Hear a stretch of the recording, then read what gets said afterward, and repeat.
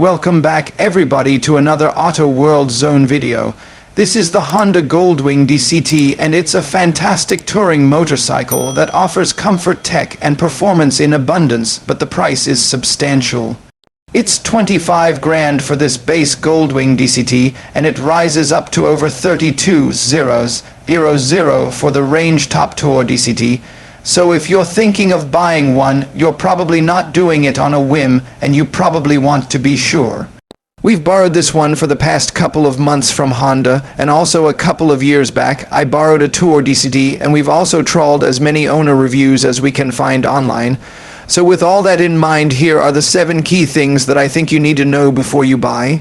First up, if you've even got half an inclination to go and try one of these out at a dealer, but maybe you're a little bit cautious about the size of the thing I say, still go and do it. Yes, it's a big machine at 367 kg in this spec, and it goes up to over 380 in the Tour Edition, but the weight is so low slung that it really doesn't feel that hefty. If you take a look at a shot of the rolling chassis, you'll see that the engine is right down between the axles, and the fuel tank pretty much goes down under the seat, so all of this stuff at the top is actually relatively lightweight, and the real dense stuff is down between your legs. It doesn't feel top heavy or tippy, which makes it surprisingly easy to maneuver at low speeds. If you're still concerned, though, I definitely recommend checking out the DCT version, which uses 2 sets of gears and 2 clutches to seamlessly shift on your behalf in its automatic setting. No clutch, no shifter pedal, the Goldwing just takes care of it all with the smoothest shifts in the business. You can also put it into manual mode, which allows you to choose the gears yourself through the plus and minus buttons on the switchgear. For me, one of the most impressive features of the DCT system is the forward and back walking modes, which really do take the nerves out of parking it up.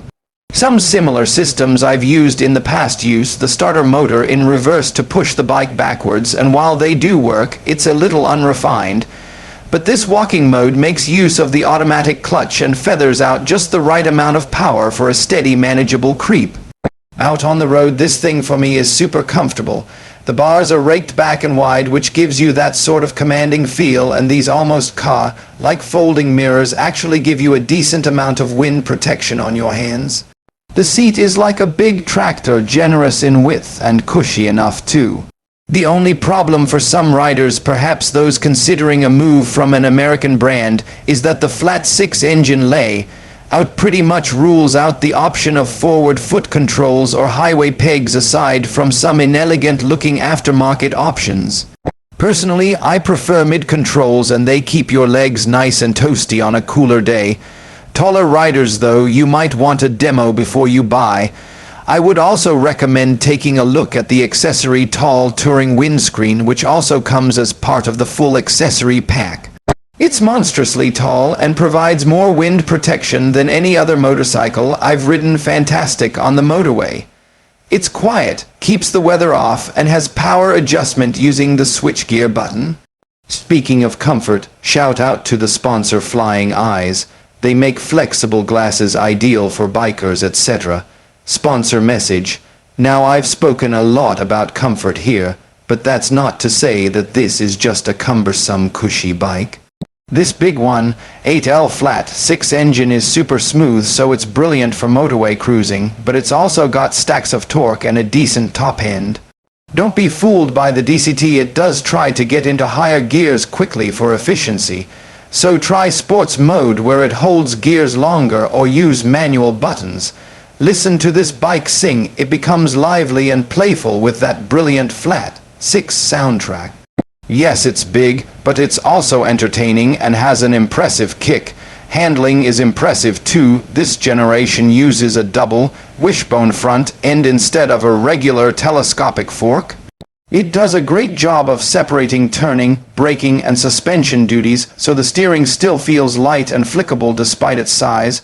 Braking is also very good with massive 6-spot calipers up front. It's super stable under braking, being such a long bike.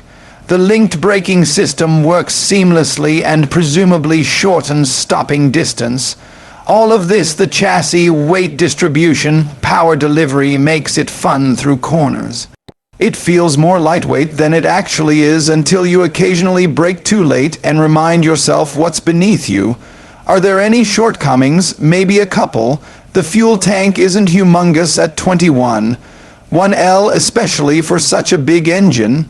You might get a couple 100 miles steady, less if you ride fast. Other bikes like the BMW GS Adventure get a 30L tank and better economy. The 2018 version also saw a shrink in luggage capacity vs previous generations, which wasn't popular. But in 2021, they added 11 liters to the top case, now 61L. Total luggage is now 121L and can better fit 2 helmets. If luggage capacity matters, go for 2021 plus. Then there's the dash, lots of features, but basic info like speed and revs are pushed out to the edges, making quick glances harder. We're now used to big central TFT, so maybe this gets updated next gen. All that considered, this is still a brilliant motorcycle. The super smooth engine with its rich torque, the smooth DCT, the comfortable riding position, and surprising agility all combine to make this a top-tier touring motorcycle few can match. But the price is a big barrier, $25,200 to $149 for the base DCT, $29,300 $149 for the tour manual, $32,400 $149 for the top tour DCT. You can sometimes find this generation used at better prices at Superbike Factory. Let me know what you think in the comments, especially owners. If you'd like to see more new Hondas this year, watch the linked video. Please subscribe for more motorcycle reviews. Thanks for watching and see you next time.